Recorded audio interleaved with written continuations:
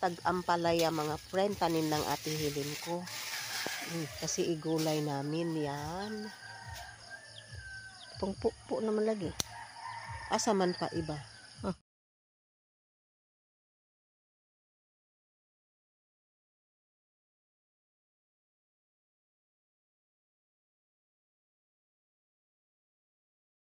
Mga friend, nag-harvest kami ng ampalaya tanim ng ate ko.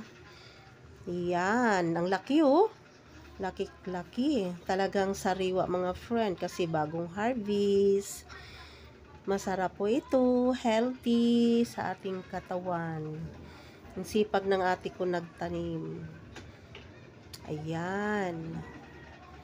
Tapos, gabi na kami naka-harvest, igulay namin, ulam namin sa hapunan. Yan o mga friend o.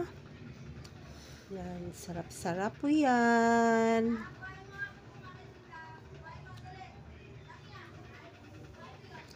Di pa tapos.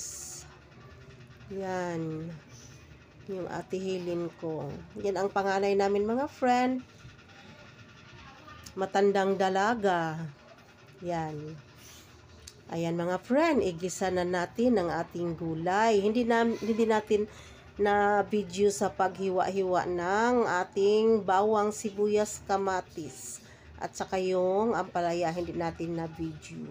Yan ang ating itlog, tuyo. Yan. Magic sarap.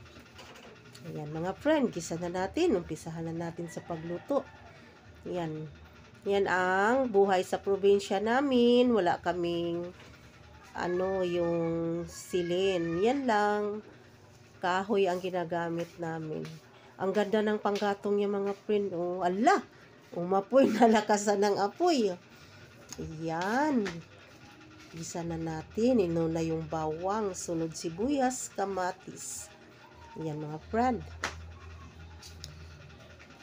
Masarap ang luto ng kahoy. Napakasarap ang pagkain natin. Ayan mga friend. Napakaganda ang panggatong nila. Oh. Yung bunso kong kapatid na binata. Yan ang nanguha ng panggatong mga friend. Ayan. Sunod na natin paggisa yung ampalaya. Para kakain na kami ng hapunan. Bigyan ko ng pagkain yung nanay ko.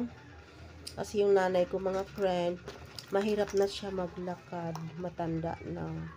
Kailangan alalayan siya sa paglalakad. Kaya ako'y nagbakasyon sa Leyte. Binibisita ko ang nanay ko.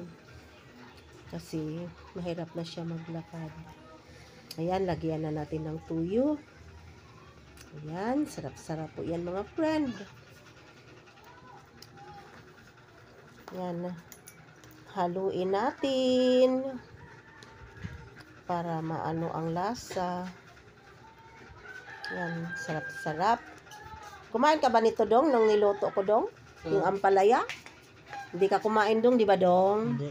Ayaw ni Dodong ng ampalaya mga friend kasi mapait daw. Yan, lagyan natin ng masik. Sarap.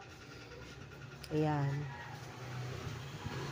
Sarap-sarap. Tapos kunting asin. Kunting asin lang kasi meron na siyang tuyo para hindi siya maalat. Yan. Tama lang ang timpla yan mga friend. Good for health ang gulay na ampalaya.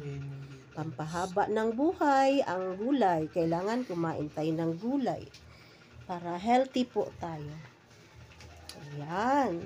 Malapit na maluto mga friend para makakain na po tayo ng hapunan. Yan lang ang ulam namin sa hapunan. Paborito po ni nanay ang gulay na ampalaya. Kaya pagkatapos ko magluto, bigyan ko siya ng pagkain para makakain na yung nanay ko. Ayan, tapos lagyan natin ng itlog para lalong sumarap ang ating niluto. Ayan. Mega love shout out po sa lahat-lahat ng viewers ko. Maraming salamat sa lahat ng support nyo sa aking channel. I love you all, lahat ng mga viewers.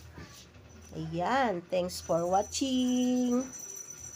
Bye-bye! Kakain na po tayo.